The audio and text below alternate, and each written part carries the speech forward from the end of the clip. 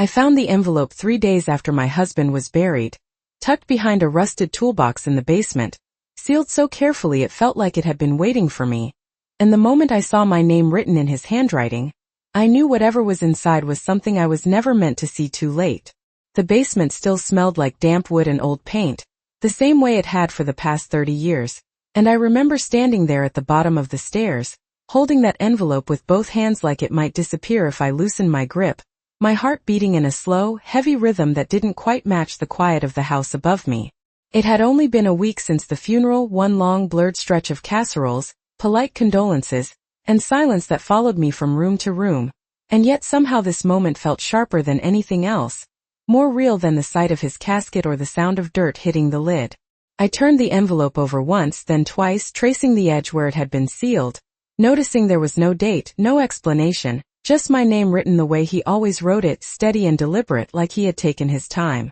For a second I thought about leaving it unopened, about placing it back where I found it and pretending it didn't exist, because there was something about it that made my chest tighten, a quiet warning I couldn't quite explain. But I had spent too many years ignoring small feelings like that, telling myself everything was fine, everything was normal, everything was exactly the way it should be. Upstairs the house was too quiet now, too orderly, like someone had erased the life out of it, and I could already hear Rebecca's voice in my head telling me we needed to start making practical decisions, that the house was too big, too expensive, too much for someone my age to manage alone, and Daniel standing beside her, nodding just enough to show agreement but not enough to meet my eyes. I slid my thumb under the edge of the seal before I could change my mind, the paper giving way with a soft tear that sounded louder than it should have in the stillness, and I pulled out the contents slowly, my hand steady. Even though something inside me had already begun to shift. The first page was a letter folded neatly, and I recognized his handwriting immediately,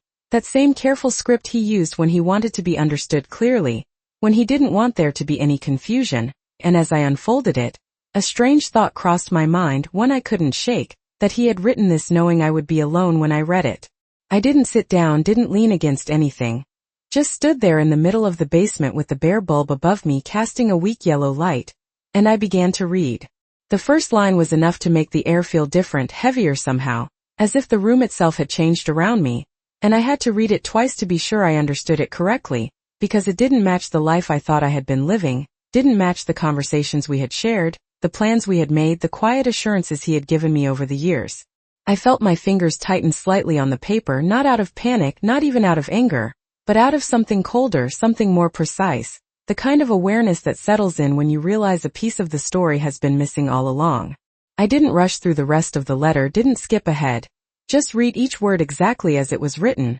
letting the meaning unfold slowly, carefully, until the silence around me seemed to stretch wider, deeper, like it was waiting for me to catch up to something it already knew. And somewhere between the second paragraph and the last, I understood something I hadn't allowed myself to consider before. Something that made every quiet moment of the past few years feel slightly different in hindsight, slightly out of place, like a picture that had been hanging crooked all along. When I finished, I didn't move right away, didn't react the way someone might expect, because there was no need for that, no need for raised voices or sudden decisions, only a quiet, steady realization that whatever I thought had been settled after his death was far from over, and that the truth, the real truth, had been sitting in my house this entire time, waiting patiently for me to find it. The letter did not tell me everything all at once, and I think that was intentional because he knew me well enough to understand that I would not believe it if the truth came too quickly. So instead he wrote it the way he used to explain things when something in the house broke, slow and methodical,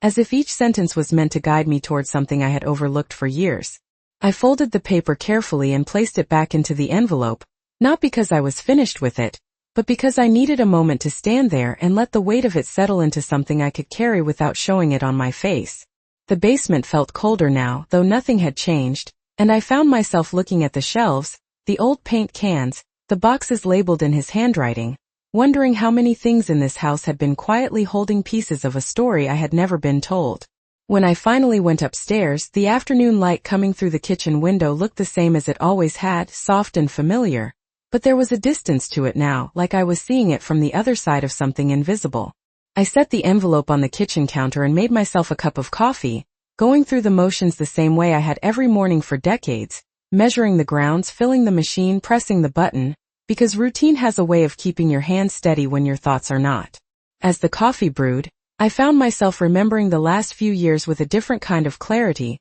small moments that had seemed unimportant at the time now standing out in sharp detail, the way Rebecca would step in to answer questions that were not directed at her, the way Daniel had started using phrases that did not sound like his own, the quiet way decisions were made and presented to me as if they had always been agreed upon. I carried the mug to the table and sat down in the chair I had used every morning, wrapping my hands around the warmth as I stared at the envelope resting a few feet away. And for the first time since my husband passed, I did not feel entirely alone, because his voice was still there in those pages, not comforting, not reassuring, but clear in a way that left no room for misunderstanding.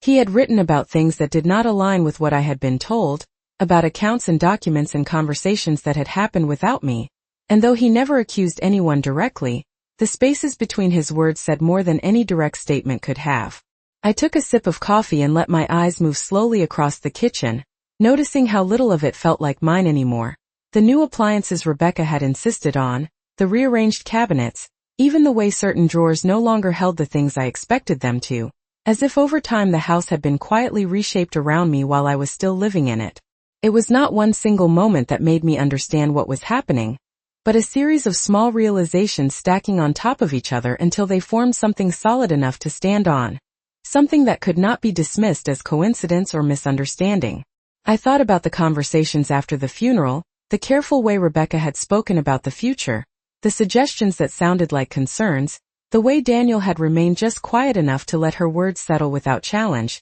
and I realized that I had been listening without really hearing, accepting without really questioning. The envelope sat there unchanged, but I knew now that it was not just a letter, it was a starting point, a piece of something larger that had been hidden in plain sight. And the more I thought about it, the more I understood that whatever had been set in motion before my husband died had not ended with him. I stood up slowly and picked up the envelope again, holding it a little differently this time, not like something fragile, but like something deliberate, something placed exactly where it needed to be. And as I looked at my name written across the front, I felt a quiet shift inside me, not dramatic, not sudden, just a steady awareness that the life I believed I had been living was only part of the truth, and that the rest of it was waiting piece by piece for me to uncover it. I did not bring up the letter that evening when Daniel and Rebecca came over, even though I had folded it and placed it in the drawer beside the stove where I could reach it without thinking, because I wanted to see them first without the weight of it between us, to hear the way they spoke, to notice the things I had missed before. Rebecca walked in ahead of Daniel as she always did, her coat neatly draped over her arm, her smile already in place before she even looked at me, and she stepped into the kitchen like it belonged to her, setting her purse on the counter without asking, glancing briefly at the cabinets as if checking that everything was still arranged the way she preferred. Daniel followed a few steps behind, offering me a quick hug that felt more like a routine than a gesture, his hand resting lightly on my shoulder for just a second before he pulled away, his eyes already shifting toward Rebecca as if waiting for the next cue. I moved toward the stove and stirred the pot I had been preparing, listening to the quiet rhythm of their voices as they talked about things that did not really require my input, work updates, plans for the weekend, small details that filled the room without saying anything meaningful. It was not that they were unkind, not openly, but there was a distance in the way they included me, like I was part of the setting rather than part of the conversation, and I realized that this had not started recently, it had simply become more noticeable now that I was paying attention. Rebecca asked a question about the house, something about maintenance costs, her tone light but deliberate, and I answered in the same calm way I always had, giving her the information without offering anything extra, watching the way her expression shifted slightly as if she was measuring my response against something she had already decided. Daniel nodded along, adding a comment that echoed her concern, using the same phrasing she had used earlier, and it struck me how easily their thoughts aligned, how quickly his voice blended into hers without resistance. I carried the dishes to the table and set them down carefully, taking my seat in the same chair I had used for years, noticing how Rebecca chose her place without hesitation, positioning herself beside Daniel in a way that allowed her to face both of us, as if she needed to keep everything within view. We began to eat, the conversation moving in small circles, and I let it happen, listening more than speaking, allowing the pauses to stretch just long enough to see who would fill them. At one point Rebecca mentioned that she had been looking into some paperwork, something about organizing things now that circumstances had changed, and she said it in a tone that sounded helpful, practical, almost thoughtful, but there was something underneath it, something that did not match the softness of her words. Daniel glanced at her briefly before looking down at his plate, and I noticed that he did not ask her to explain further, did not question what she meant, as if the conversation had already taken place somewhere else, without me. I took a small sip of water and nodded slowly, as if I understood exactly what she was referring to, even though I did not respond directly, because the letter in the drawer beside the stove had already told me enough to recognize the shape of what she was implying. The rest of the meal passed in the same measured way, polite, controlled, each sentence fitting neatly into place without disrupting the surface of things. And when it was over, Rebecca stood up first, gathering her things with that same efficient movement, thanking me for dinner with a smile that did not quite reach her eyes. Daniel lingered for a moment longer, as if he might say something else, something separate from her. But then he simply nodded, offering a quiet good night before following her out the door. I stood in the kitchen after they left, the dishes still on the table, the house returning to that familiar silence, but it did not feel the same as before, because now the silence was not empty, it was filled with something I could finally recognize, a pattern I had overlooked for too long. I walked over to the drawer and opened it slowly, taking out the envelope again, running my fingers along the edge of the paper, and I understood that what I had seen tonight was not new. It was only clearer, more defined, and for the first time, I did not feel uncertain about what I needed to do next, only patient. The next morning I woke up earlier than usual, not because I had somewhere to be, but because my mind had already started moving. Before I even opened my eyes, retracing every word from the letter, every glance from the night before, fitting them together in a way that felt quieter but far more precise than any reaction I might have had in the moment. I lay there for a few minutes staring at the ceiling, listening to the stillness of the house, and I realized something that settled into me with a calm certainty. Nothing that was happening now had begun recently, it had been unfolding slowly, carefully, over time, and I had simply accepted each small change as it came without questioning where it was leading. I got up and moved through my morning routine without rushing, making my coffee the same way I always did, standing at the counter as it brewed, but this time I did not let my thoughts drift. I directed them, one memory at a time. I thought about the documents my husband used to keep in the study, neatly organized, labeled in his handwriting, and how, over the past year, Rebecca had suggested reorganizing them to make things easier, how she had insisted on helping, how the files had slowly shifted from one drawer to another until eventually they were no longer in the same place I remembered. At the time it had seemed helpful, thoughtful even, but now I could see how easily access could be controlled when something was moved just slightly out of reach. I took my coffee to the living room and sat in my usual chair, the one by the window, and let my eyes rest on the bookshelf across from me, noticing how some of the older folders were no longer there, replaced by newer ones that I did not recognize. It was not that anything had been taken all at once, nothing so obvious, but rather adjusted, repositioned, changed in ways that felt minor individually but significant when viewed together. I remembered the conversations about finances, the way Daniel had reassured me that everything was being handled, that I did not need to worry about the details, and how I had accepted that without question, trusting him the same way I always had because he was my son, because I believed that trust was something that did not need to be examined. But trust, I realized now, can be shaped just as easily as anything else, guided by the person who speaks the most confidently in the room. I stood up and walked to the hallway, pausing outside the study for a moment before stepping inside. The air in the room carrying that faint scent of paper and wood that had always been there. The desk was as orderly as ever, but it did not feel the same, not because anything was obviously wrong, but because I was looking at it differently now, not as a place of shared decisions, but as a place where decisions might have been made without me. I opened the top drawer slowly, scanning the contents, noting what was there and what was not, and I found myself recognizing patterns instead of objects, noticing which folders were recent, which ones had been handled more frequently, which names appeared more than others. I did not search frantically, did not pull everything out, I simply observed, the same way I had begun to observe everything else, because there was no need to rush when the truth had already started to reveal itself. I closed the drawer and stepped back, letting my gaze move across the room one more time, and I understood that whatever had been arranged here had been done with intention, not carelessness, not confusion, but planning. When I returned to the kitchen, I placed the envelope on the table in front of me again, not to read it, but to remind myself that I was no longer guessing, that I was no longer relying on assumptions or reassurances that did not align with what I could now see clearly. I did not feel angry, not in the way someone might expect. There was no urge to confront, no need to demand explanations, because anger would only reveal that I had noticed, and for now, noticing was enough. I sat there for a while, hands resting lightly on the table, and I allowed a different kind of thought to take shape, one that was not about what had been done, but about what would come next. And as that thought settled into something steady and controlled, I realized that for the first time in a long while I was not reacting to my life, I was preparing to understand it on my own terms. I spent the rest of the morning going through the house quietly, not touching anything unnecessarily, simply letting my eyes trace the familiar lines of the walls, the furniture, the pictures, noting what felt right and what did not, as if the house itself could tell me where to look next. I moved from the living room to the dining area,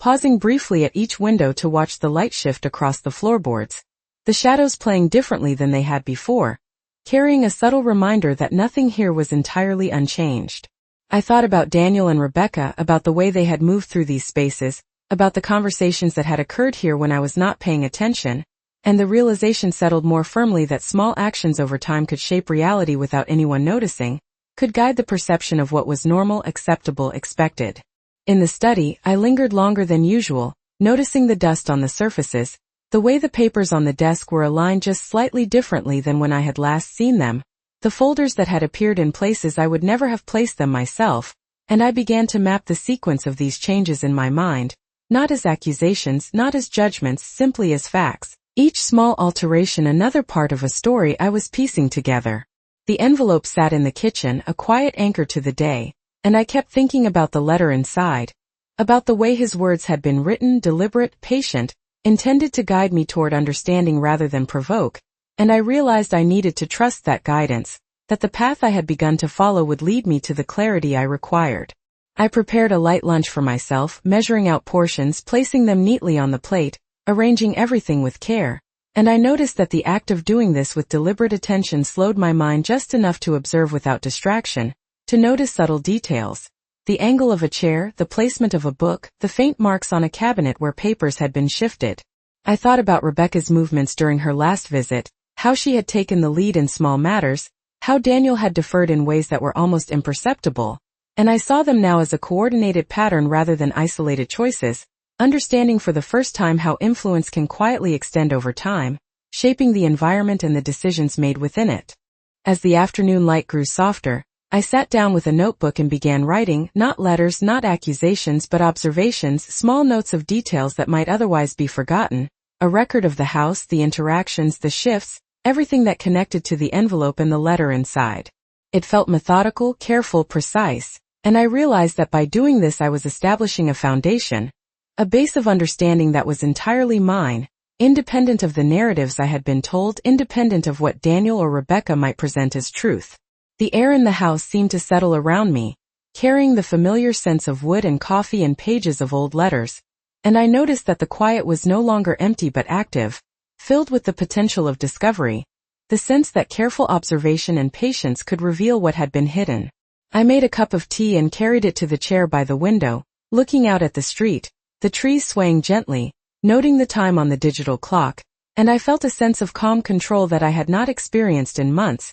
an understanding that the moments of solitude and reflection were as crucial to the unfolding of this story as any conversation or confrontation would be. I kept the envelope close by within sight, but I did not touch it again, letting it rest there as a symbol of the next step, the point of reference for what was coming, and I understood that in order to truly see, to truly comprehend, I needed to proceed carefully, quietly, observing, recording, waiting, allowing the story to reveal itself one layer at a time, without rush, without reaction, with only clarity and focus guiding each action, each decision, each thought. I spent the morning moving through the house with deliberate care, noticing small details that had once gone unnoticed, the angle of a picture frame, the subtle wear on the floorboards, the placement of objects that had shifted slightly since the last time I had paid attention. Each observation was a thread, and I began to weave them together in my mind, understanding the sequence of actions and decisions that had quietly unfolded over the past months,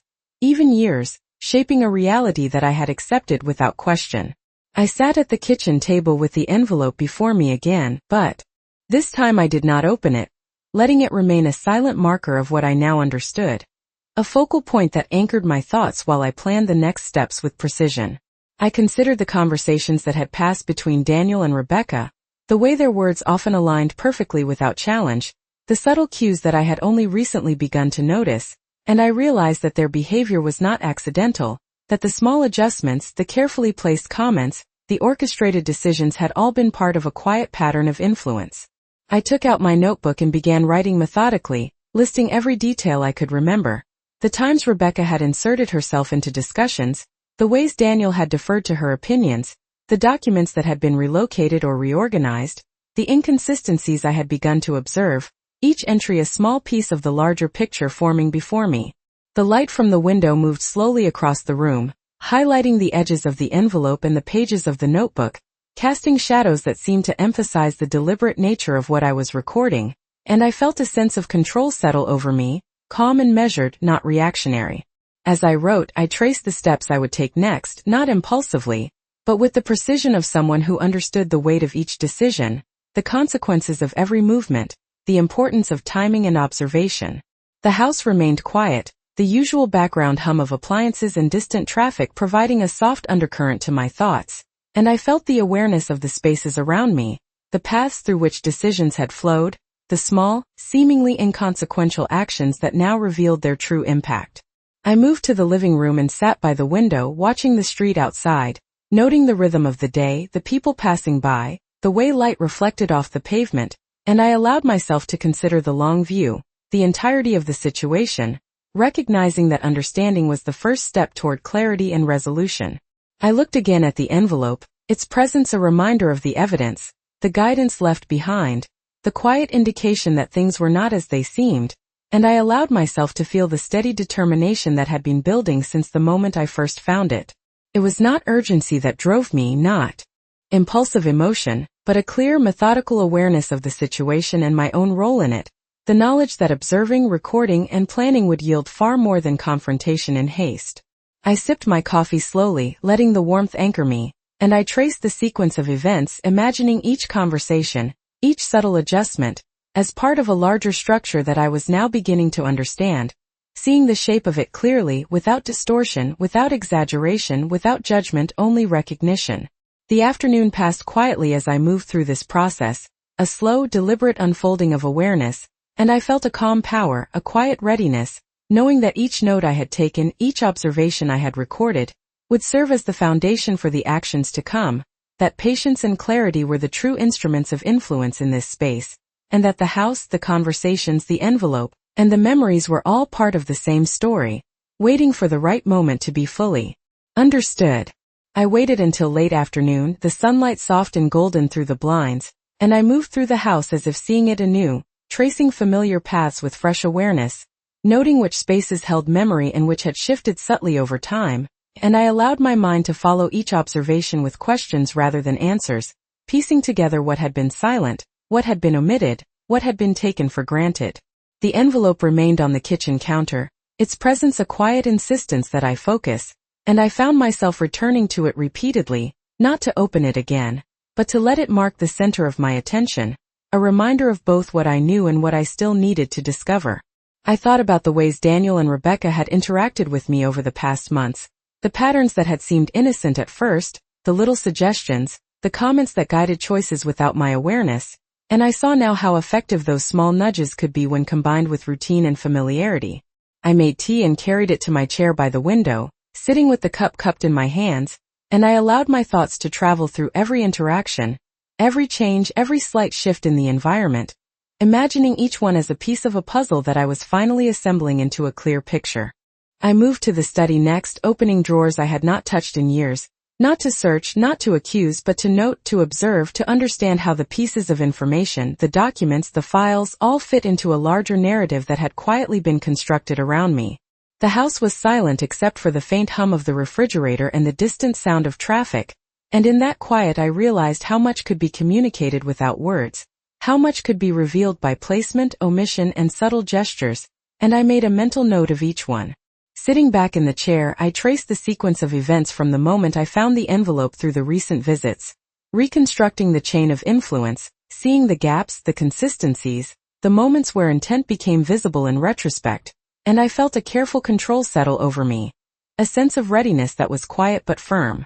I looked around the kitchen and noticed the small details I had ignored before, the way a chair was positioned, the placement of utensils, the subtle changes in the lighting, all minor individually but collectively shaping perception and control, and I understood that awareness of these small elements could be as powerful as any direct confrontation. I returned to my notebook and began writing, listing each observation in the order I had seen it, not for anyone else, not as evidence, but to create a framework of understanding that would allow me to navigate the coming days with clarity and composure. I did not feel fear, not in the way one might expect, only a calm alertness, an anticipation that comes from seeing clearly and knowing what needs to be noted and remembered. As the shadows lengthened in the late afternoon, I stood by the window again, tea cooling in my hand, and considered the sequence of my next steps, each measured, each deliberate, each designed to preserve clarity while revealing the truth at the right moment. The envelope, the study, the kitchen, the patterns of behavior I had noted,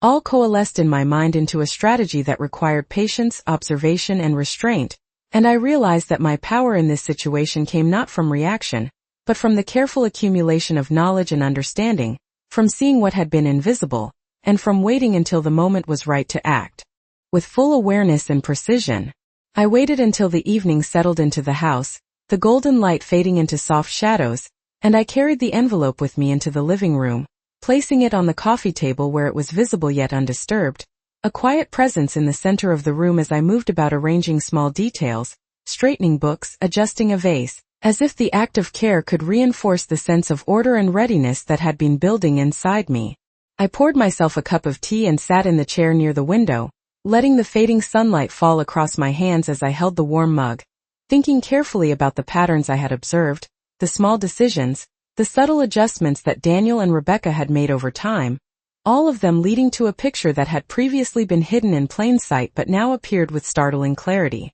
I allowed my mind to wander through each encounter I had had with them since my husband passed, recalling conversations, gestures, the manner in which rooms had been navigated, the sequence of documents and possessions subtly moved, and I began to trace the intention behind each action, the way they had directed the flow of information without overt confrontation, the way I had trusted without question, and the understanding settled slowly that the only thing I lacked until now had been deliberate observation and the willingness to piece the puzzle together quietly, methodically. I stood and walked through the kitchen, pausing to look at the cabinets, noting the items that had been shifted, the small signs of organization that seemed innocuous until considered in sequence, and I realized that awareness itself was a powerful tool, a lens through which even minor details could reveal truth when seen with care and patience. I moved to the study and traced the lines of the desk, the placement of folders, the subtle changes in alignment, and I mapped in my mind the progression of influence and control that had been exercised without overt action,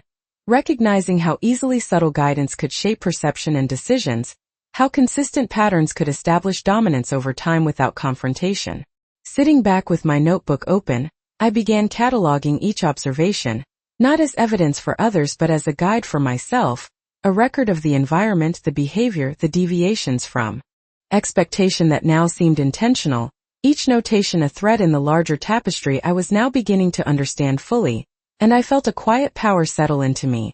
A steady awareness that the accumulation of knowledge, patience, and observation had positioned me to act with clarity when the time was right. The envelope rested there silently, a reminder of the discovery that had set this process in motion, and I returned to it periodically, letting it anchor my focus without urgency, acknowledging that the understanding it had initiated was more important than immediate reaction. As the shadows grew longer, I continued my meticulous observation of the house, the way the sunlight shifted across surfaces, the quiet creaks of the floorboards under my feet, the subtle sounds from outside the window, all of them feeding into a perception that had once been absent, now sharpened by careful attention. I moved deliberately, quietly, noting each detail, recording it in my mind and in the notebook, understanding the value of restraint and the strategic patience that this moment demanded, the importance of seeing the full scope before taking any step. When the night fell, I made my way back to the chair by the window, tea long since finished, but a sense of readiness having replaced the uncertainty that had lingered for weeks, and I understood that the quiet accumulation of knowledge, the careful observation, and the patience to watch and wait had created a foundation from which any future action would be deliberate, measured and fully informed, and I allowed myself to rest there for a moment, enveloped in the calm awareness that the house, the envelope, the memories and the observations were now all aligned in a way that only I could see, quietly holding the power to guide what came next. I waited until the house was quiet, the evening settling in with its soft shadows and faint sounds from the street outside, and I returned to the envelope one last time before acting, placing it carefully on the table so that it could be seen but not touched, a silent reminder of the understanding I had built over the past days. I reviewed all of my observations in my mind, each conversation, each subtle shift in behavior, each rearranged document, and I recognized how the pieces connected, forming a clear picture that had been invisible before because I had not been looking closely enough, and now every detail confirmed what I had begun to suspect, that decisions had been made without my knowledge, influence had been quietly exercised, and a pattern of omission had been orchestrated in ways small enough to go unnoticed yet significant in effect. I sat at the table with my notebook open, reading through the notes I had compiled, seeing the sequence of events, the consistency of small actions, and the interplay between words spoken and the silences left unfilled, and I understood fully that this was not coincidence, not oversight, but deliberate guidance meant to shape outcomes without drawing attention. The house itself seemed to respond to my awareness, the familiar creaks and subtle shifts of light reinforcing the quiet power I felt in being fully present, fully observant, fully conscious of every interaction and every change. I made a cup of tea and returned to the chair by the window, letting the steam rise and tracing the movements of the light across the floor, considering how Daniel and Rebecca had moved through these spaces in ways that had seemed ordinary until observed with intent, and I noted the alignment of their words, their timing, the small cues they had given each other that had once gone unnoticed but now clearly indicated coordination. I reflected on the implications of what I had learned, not with anger or confrontation, but with the calm understanding that knowledge itself was a form of power, and that patience and preparation would allow me to act with precision when the moment arrived. I stood and moved through the rooms one more time, not touching anything unnecessarily, simply letting my eyes record the positions, the shifts, the subtleties that had accumulated into the narrative I now knew, allowing my mind to integrate each observation into a comprehensive understanding that would inform every future step. As the night deepened, I organized the envelope and the notebook, arranging them side by side, knowing that they represented both the discovery and the framework for measured action, a record of what had been and a guide for what would come next. I did not rush, did not feel the need to react immediately, because the clarity I had gained provided a quiet certainty that any missteps had been removed by careful observation and deliberate planning. The soft hum of the refrigerator, the distant traffic, the gentle creaking of the floorboards, all became part of a rhythm that I absorbed, each sound reinforcing the patience, the awareness, the readiness that had been cultivated. Sitting again by the window, I allowed myself a deep breath, feeling the evening air settle around me, and I realized that the house, the observations, the envelope, and the notes were all aligned, forming a single coherent understanding that I could trust, a map that would guide me through what had been hidden for too long and allow me to navigate the coming moments with control, clarity, and measured intent, fully prepared to turn knowledge into quiet authority.